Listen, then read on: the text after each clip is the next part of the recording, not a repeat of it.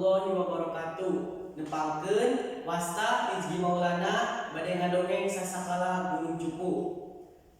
Kasakola mekel cau si Ali mangkat panderi sasakala gunung cupu patalijeng katumbiri. Punten panonton, naon cika katumbiri teh? Katumbiri teh lamun cek bahasa Indonesia nama pelangi. Nah, dina sasakala gunung cupu bet aya katumbiri. Kieu ye dongengna. Di zaman baheula kacaritakeun aya 7 bidadari di kahyangan anu resep Kokojaya di hiji talaga anu herang caina.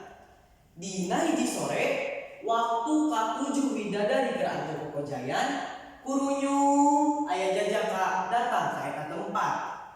Euleuk ieu geuning bidadari nu sok dicaritakeun ku urang lembur teh.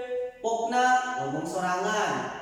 Tuluy manehna nyumput di satukangan rukun sisi talaga, bari matana mencrong ka tengah talaga. Para bidadari mah teu apaleun aya jalma anu ngintip. Bari ngintip eta si jajaka miboga niat rek niwat pakaian bidadari. Atuh keteuyeub rap we sapasang baju bidadari dicokot ke manehna. Waktu bidadari rengse mandi anu sejena ngabeulesat baraliti ka kahyangan, iwal hiji bidadari kala ceurik teu bisa balik, da baju kahyanganna dicokot ku si jajaka tea. Si jajaka nyampeurkeun tuluy nyarita. Nyai Putri ieu baju ku kaula dibikeun, asal Nyai Putri daek jadi pamajikan kaula. Nya kapaksa Nyai Putri teh nangnimakeun palamar si jajaka. Gancangna carita Nyai Putri jeung si jajaka larumah tangga keur ngabogaan anak.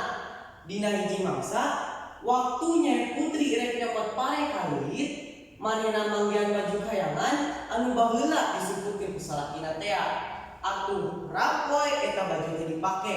Tuluy bebejan ka salakina yen manehna rek pulang deui ka kahyangan. Si jajaka teu bisa ngalang-alang. Atuh beulesat we Nyai Putri balik deui ka kahyangan. Ngan samemeh mulang manehna ninggalkeun cupu wadah perhiasan pikeun cocokan anakna. Cek anu kawenehan mah lamun aya katumbiri teh osok aya widadari anu ngajujuk ka eta gunung pikeun nepungan anak jeung salakina. Lila-lila gunung tempat ibu cupu teh katelah gunung cupu anu aya di wewengkon Sukatani. Katumbiri warna-warni bidadari turun gunung pami aya katumbiri patepung anak jeung indung. Tah panonton kitu dongeng sasakala gunung cupu jeung katumbiri teh. Melak bonteng sisi situ Pak Tani angkat ka sawit. Tah dongeng cekap sakitu pan abdina bade pamit. Wassalamualaikum warahmatullahi wabarakatuh.